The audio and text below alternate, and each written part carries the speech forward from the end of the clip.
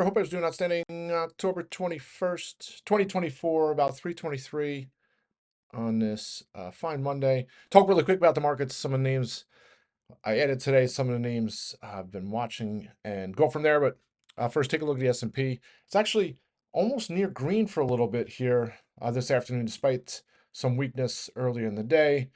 Uh, Markets hit highs around 10:30, back up near 585, and then a quick almost $5 reversal to 11:30, and that seems to have been the bottom per se. So we'll have to see how that if that holds. But a very premium, melting, frustrating or annoying day, I would say, outside of some names. And there's a lot more red on my watch list than green. But some of the sectors doing well, and you can see this nuclear energy story and I guess narrative since Amazon and some of these other companies probably going to look for a nuclear solution to power AI, whatever it is. That theme continues. But earnings. So Wednesday will be Tesla, and there's not really much in the way of catalyst. So now it leaves open this talk of yields, right? So the first the first it's Fed cuts rates, so market starts pricing yields going down, and then now we're in a spot that now the Fed's setting up to at least do a pretty much 100% probability of doing a quarter rate hike in November and another quarter rate hike at the December meeting, and yields are starting to go back up, and they're hitting levels not seen since August. And I have the chart here. Did I put it in the chat room? I don't know if I put it in the chat room. But with the 10-year over 4%, people now, it's always about trying to rationalize, or I mean, it's good to rationalize, right? It's like with the VIX over 20 the last couple of weeks, it was making making my head spin thinking about, and then the 10-year over 4%, you would think it would be the reverse. But one of the arguments is that deficit spending, right? Regardless of what candidate gets elected, and not only that, not officially inaugurated till January 6th, but the, the market's starting to price in higher deficits. I don't know. And the economy's been so strong, so you would think. So either way, hopefully you'll start to reverse, but it's hitting some of the names, especially the names I'm in. So all right, so that's that. So that's overall market. So I said 585 and 578. We came down to 580 this morning at 11:30 before bouncing on a SPY.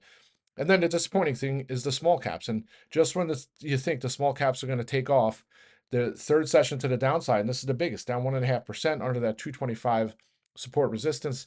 Just not just not what I like to see. Hopefully there's no follow through tomorrow. And 578 was my spot for a hedge on if we broke on that a SPY. I was actually looking for hedges when it was at 580, but thankfully just sat on my hands and we've bounced. Hopefully we get a nice bounce tomorrow. Similar, we've had some of these Mondays. I don't know if it was 2 Mondays ago where we had the big sell off, no news, no catalyst. Then the next day we had the big reversal, no news, no catalyst. So actually, the China markets had opened to the downside, and that should have been the catalyst for downside. Instead, the markets rallied. So fun to try to rationalize moves, but you take all the data you can and try your best to make a intelligent and concerted decision, right? All right, so that's that. So individual names, and so I was looking for some trades today, but the market kind of pulled. So still sitting on my hands on some of the names, but Intuitive Surgical the more I looked at their earnings and talked about it on Rand on Friday, the more I thought this is going to go to $600. It's such a fundamentally sound company, high growth. They have a new cycle. I wouldn't call it a refresh cycle because their Da Vinci machines are so expensive, but they have a new cycle coming, so that's going to add that revenue and recurring revenue. Their procedural growth is at the highest in years. So you start looking at, I think, and it would only take a 3 or 4% move to get it near 540, and the 540 is looking expensive on a risk reward basis. So I went and got those calls. Don't be surprised, especially if it shows some strength tomorrow for it to for me to add more strikes. And you look, I mean, it was up 10% on Friday, and here it is. So it was green before. It's pretty much flat right now. So I think it's a great sign. It means we churn through anybody who's trying to take profits. And if the market has some strength tomorrow, I think it takes off the race. So that's Intuitive Surgical. Some of the disappointing names, and WYNN's starting to come back here a little bit, but selling off with the Asian market overnight and the rest of this market today. Like I said on the rant this morning, LVS has earnings on Wednesday, so that could be a possible tailwind. And then who knows with the Asia markets? It seems Baidu, Baba, any of these China ADRs and WYNN, Las Vegas Sands, they all seem to rally or sell off based on what the Asia markets do overnight. So hopefully we get a decent move in Asia. WYNN could get back over 100. LVS has a great report, bullish in Macau, and WYNN starts trading up near 110, 115. And then they're going to announce earnings, so we have that possible event as well to play for WYNN. Clear Secure was doing great today. Well, it's up 1.2%. When I say great, I would love to see it over $40, but 38 or 37.98 it came up to on Wednesday. That's probably the big area I would love to see broke this week. And it seems like there's a trend in travel, and you see Booking.com all-time highs. God, Priceline.com used to trade that back in the day when it was a heck of a lot more liquid on the option side. Uh, but it seems like a lot of these names, Expedia. So Expedia, there's rumors of a potential Uber acquisition. So the stock had all the way up into 160s last week, then pulled back, and now that one's rallying today. So I think that whole theme of travel, it just looking good, and Clear Secure is front and center for that. So I think that's some of the reason why we see a bounce here today. And hopefully the shorts that were there on Friday don't come out after the stock this week, and we can start to head towards new 52-week highs on Clear Secure. SE Limited was in the red for most of the day, all the way down to 96, and then $2.50 rally since the 11:30 bounce. Pretty much right when the market bottomed, that's when SE bottomed, and then $99 here. Still have a shot 101 or so tomorrow or the next day. I think it's off to the races. Unfortunately, I have the October 25th that I added, so going to need a big move here, and then if maybe Tuesday, Wednesday, if the move doesn't happen, I'll look to get some more strikes, because I think at some point it's back over 110, and then, well, not back over, 110 from a couple years ago. But you also take a look at the tight Bollinger Band setup, and I'm a broken record with the Bollinger Bands, but one of these days this is going to break out. When it does, it's preceding, big moves precede tight Bollinger Bands, so it's coming. Just hopefully it happens this week. So that's SE. And then last but not least, my favorite name to talk about is Roku, just doing what it always does, doing its Roku thing. Highs in the morning, right at the open, that was the last we saw of that. And all the way down 76.42, which I believe was Thursday's lows.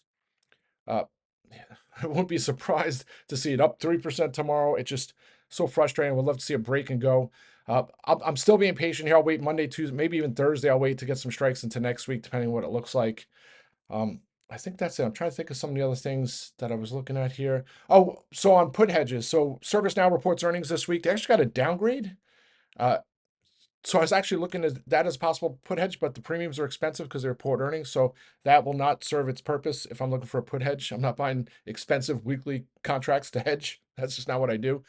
So MDB probably would be a prime candidate. And you take a look at the MDB chart. I don't even know where I have it, but it looks like it came back down to 250. Where's my chart? Do I have my chart up here?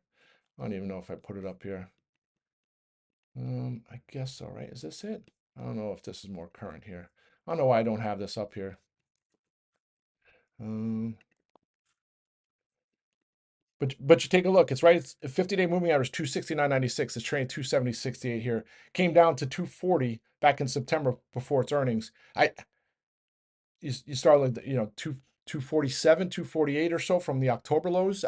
Those are just areas I'm looking at if we do get some more weakness tomorrow, because MDB typically sells off with the rest of the market unless there's some catalysts, whether it be a snow getting an upgrade or what have you. So don't be surprised. That would be one name. And then obviously, Lam Research reports this week too. So I'm almost on the flip side of this one, but I don't want to play deja vu here with ASML, but this has been beaten to heck. And I was talking about it coming down to $71. It's sitting here at 72.69. How much is left for it to fall, right? So that might be a good bounce candidate to earnings, but right now, just kind of be selective. Frustrating day. I'm trying to some of the other names. Oh, Redfin. Why am I not talking about Redfin? This one's off its lows, but under its 50-day moving average. Just disappointing. So the higher rate environment. I mean, as yields go up, it just doesn't.